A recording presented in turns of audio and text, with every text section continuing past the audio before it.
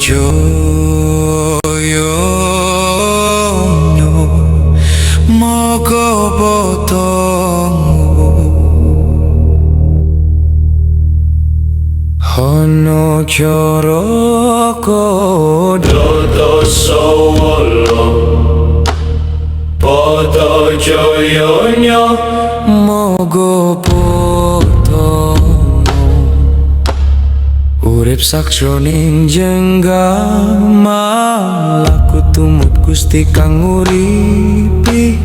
siji pakarti mring Gusti jat kaswase tanpa pepalan sumarah tumrap yang pawitra pasrah ing kersaning kang kuasa laksya marta manuju muksa reh tentreming sukmalan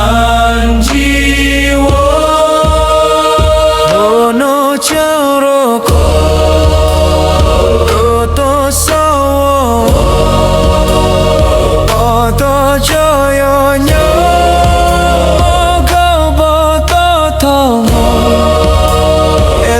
marang asal eling marang tujuan urip mung sawatara Gusti kang langgeng tanpa wekasan urip iku titipan ambegan iku serahmat laku dadi pangabdian ati sumara jiwa pasrah ora nyuwun kamulyan ora ngudi kaluhuran mung nyuwun pepadang supaya ora kesasar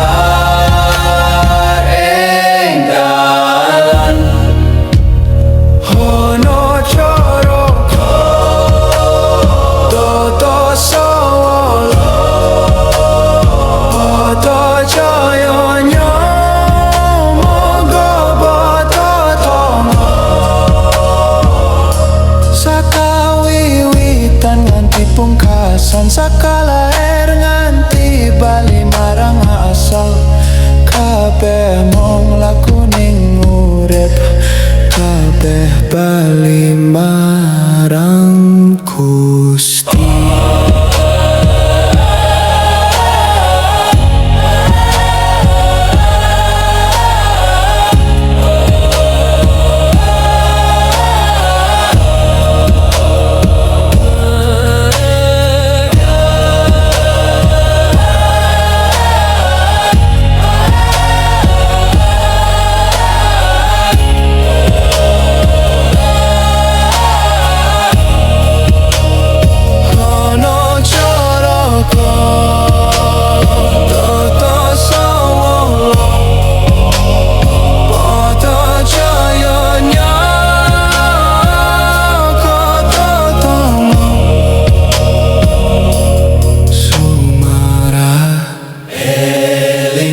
sujud ing sajroning ati